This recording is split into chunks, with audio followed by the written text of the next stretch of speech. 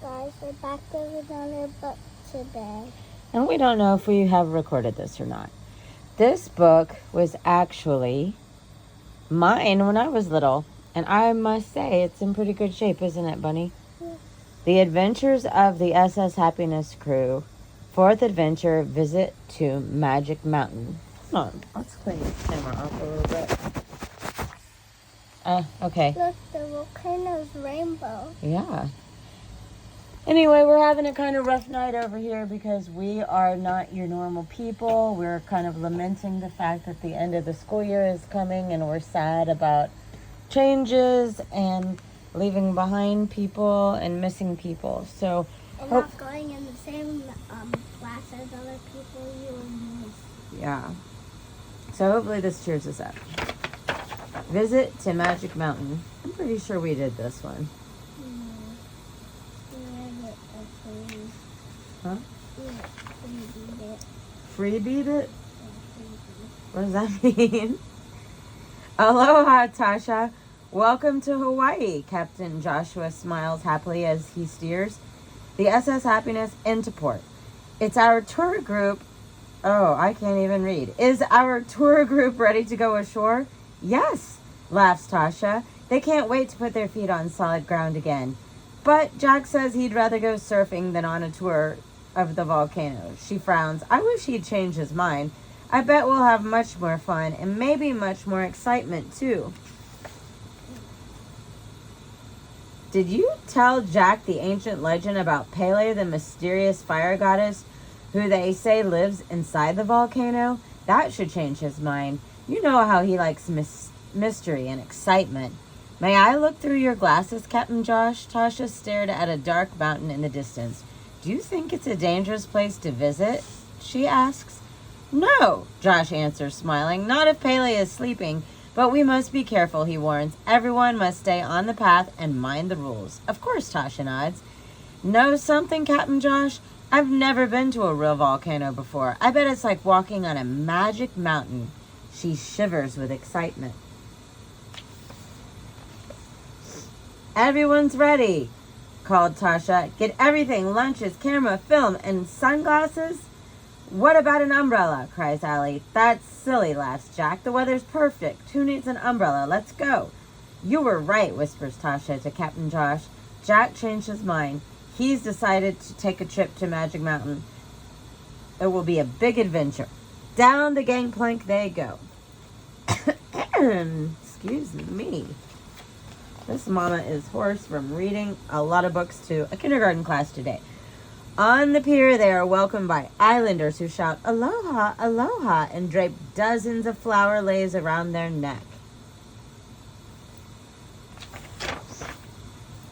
Let's go, shouts Jack. He's trying to lead the way to the bus, but he can barely see over the garlands of flowers around his neck. Velvetino can't see at all. He's lost under layers and layers of leis. Ooh, it's like being in the middle of a big garden, sighs Lola. That's right, frowns Wrecker. I can't even see my lunch basket. Where is it anyway? Achoo! Sneezes Dr. Phineas. This bus smells like a perfume factory. I hope nobody's allergic. I think it's lovely, smiles Allie. It's nice to have you around, Allie, says Wrecker. You always think everything is lovely. I know, she has a crush on somebody. Oh, yeah? I know who it is. Attention, attention, please. Tasha calls through the microphone. Today we are going to visit the famous Hawaiian volcano Kilauea. Oh, I said it wrong. Kilauea. She pronounces it again very slowly. Kilauea. I call it Magic Mountain because of the old Hawaiian story that tells how Pele, a beautiful goddess of fire, lives in a palace of flames deep inside the volcano.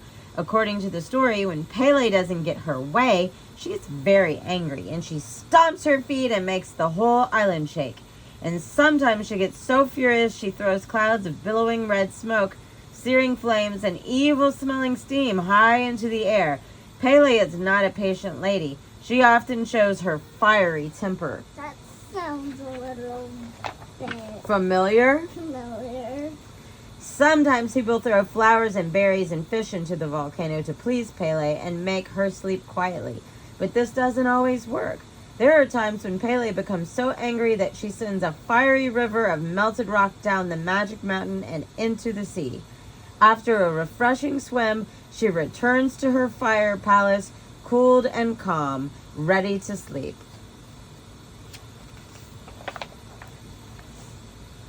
Ooh, squeaks Velvetino. I hope Pele's not mad at anyone today. We don't want her stomping around and playing with fire while we're here. Don't worry, winks Captain Joshua. I looked at the magic mountain through my glasses this morning, and I think Pele is taking a long nap. Yes, Tasha nods. Sometimes Pele sleeps for years and years, only little puffs of steam floating out of small cracks where the magic mountain tells us that Pele is still inside, sleeping snugly and quietly in her palace by the lake of fire. Isn't that a beautiful story? Tasha smiles. She loves beautiful stories. Here we are at the rainforest. First stop on our tour, Tasha announces. Everyone's out. We are going to take a little walk. This is where I thought we might need our umbrellas, says Allie. You must always be prepared for rain in a rainforest.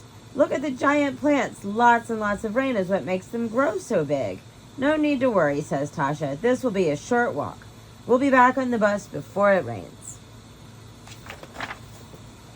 Ooh, this is a little scary, shivers Lola, holding tightly to Sir Rex. I hope the animals and bugs aren't extra big too.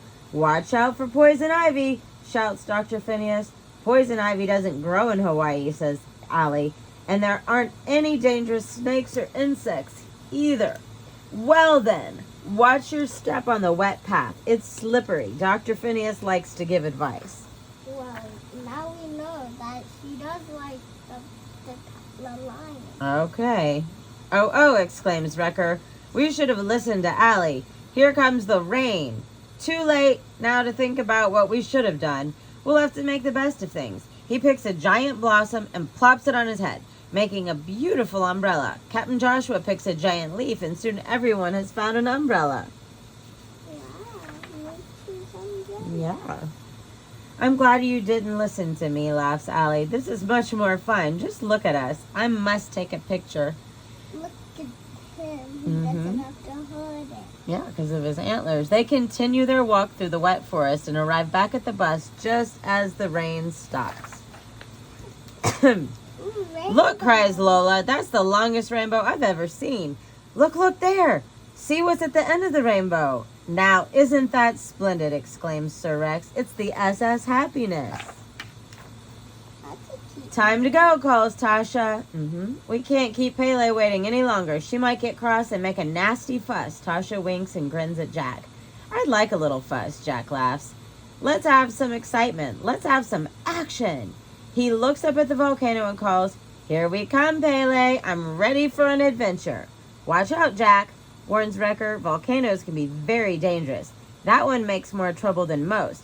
Pele's home is never quiet for long. Better not tell her to stir up an adventure for you. She may just do it. Good heavens, exclaims Dr. Phineas. I'm beginning to believe all your nonsense about the fire goddess and the volcano. Me too, squeaks Velvetino. I can't wait to have a look for myself, but let's not stay up there too long. Chef Jambone is making a real Hawaiian feast for tonight. He calls it a luau. We don't want to be late for that. Wow. Yeah. I just don't like that. No. You're vegetarian. Yeah. Like, As they near the top of the mountain, the road crosses fields of black rock.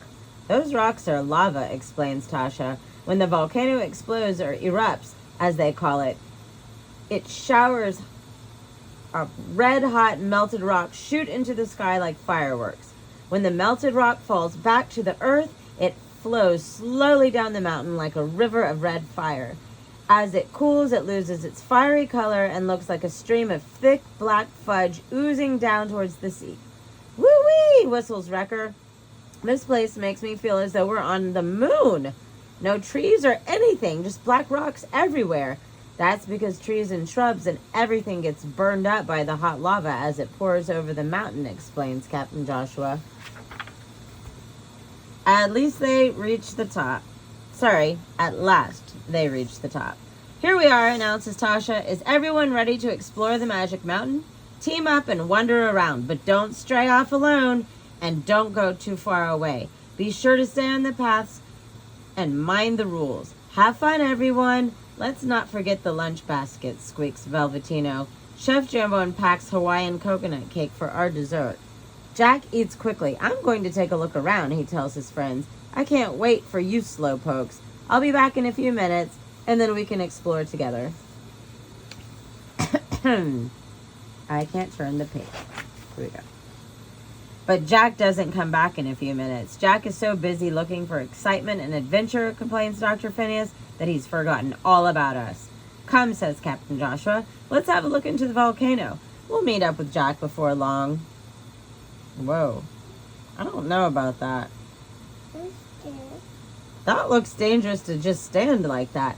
Looking way down there makes me dizzy, gasps Lola. Let's not get too close. She hangs on to Sir Rex. That hole is so big I bet you could fly an airplane around in it, squeaks Velvetino in amazement. Not amazement. Everyone is so busy looking down at the gigantic crater that they don't notice the heavy mist spreading slowly over the top of the volcano. At least not till Velvetino, sniffing and twitching his nose, squeaks, Uh-oh, the weather's playing tricks on us again. He's right, exclaims Sally. Look at the fog creeping over the volcano. When it reaches us, we won't be able to see the path or anything. We must get everyone back to the bus, says Captain Joshua. Yes, agrees Tasha. Stumbling around up here in the mist could be very dangerous. Hurry. I hope Jack doesn't wander a long way off. Yeah. Worries Wrecker. The fog is closing in fast. Wrecker has reason to be worried. Jack has indeed wandered too far from his friends and can't find his way back through the heavy mist. He is sitting on a lava rock near the edge of the crater trying to decide what to do. Hello? Hello? He calls. Then he sits quietly waiting for an answer. But there is no answer. Where is everyone gone? He murmurs. I must have wandered farther than I thought. Jack isn't frightened yet, but he is annoyed. Some tour this is, he grumbles. Can't see a thing. Can't find anyone. Should have gone surfing like I planned. If I really believed Tasha's stories about the fire goddess Pele at the bottom of the volcano, I'd say Pele stirred up this fog just because she's feeling a little cranky today. I'd say she's not a very nice... Suddenly Jack stops and he looks up, puts his paw behind his ear and whispers, What's that? No!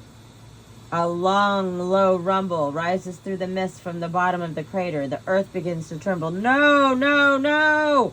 The rumble grows louder. The earth shakes harder. No! The rumble slowly fades. No! The earth moves less and less. The ground is still. There is silence. Jack leaps up. I must find the crew. We must get away from here before Pele makes worse trouble. Jack moves carefully along the path, hoping he's headed in the right direction. He calls, Wrecker! Tasha! Over and over. No answer.